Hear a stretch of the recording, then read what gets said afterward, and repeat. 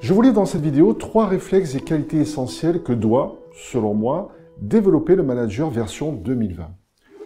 Le tout premier réflexe, de mon point de vue, consiste à avoir une vision afin de pouvoir mettre en place une véritable stratégie. Le chef d'entreprise qui vient de créer son organisation ne fait-il pas, au lancement de celle-ci, une analyse SWOT qui permet d'identifier les forces et faiblesses ainsi que les opportunités et menaces décelées? Dès lors, comment pourrait-on concevoir que le manager n'identifie pas les enjeux de son organisation afin d'en ressortir la stratégie à adopter?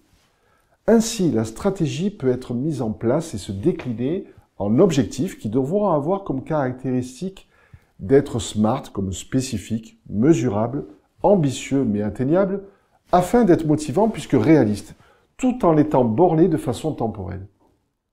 Le second point qui peut se décliner en une qualité à travailler en continu consiste à développer sans cesse son sens de l'humain.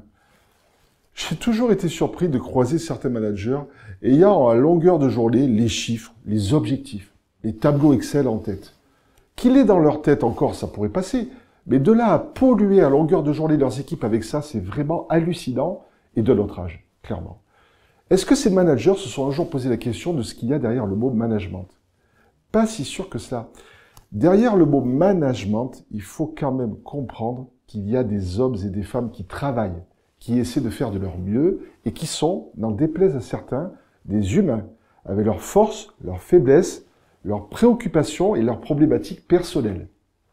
Est-ce qu'une fois pour toutes, l'ensemble des personnes qui exercent une fonction de management peuvent comprendre et assimiler ce postulat de base? Vous qui aspirez à évoluer sur une mission managériale, je vais me permettre de vous délivrer un conseil utile qui vous évitera bien des déboires. Afin d'avoir un positionnement en synchronisation avec vos équipes respectives, mettez-vous à la place individuellement de vos collaborateurs.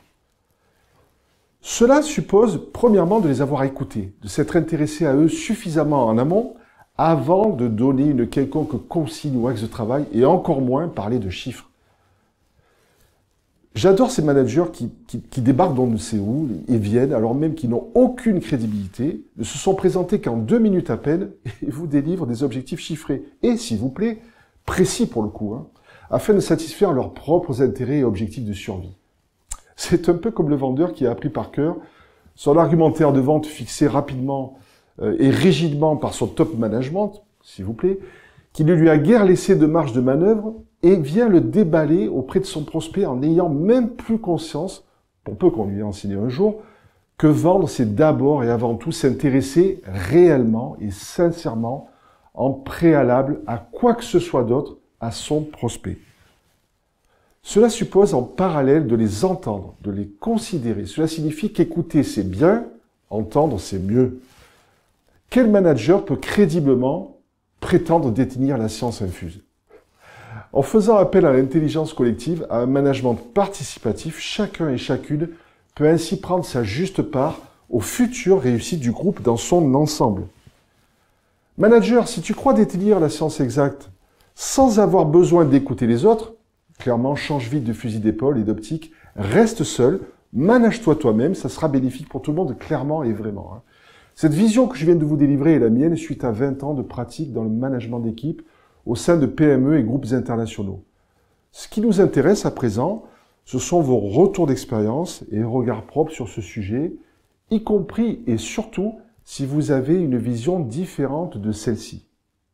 Au plaisir de vous lire.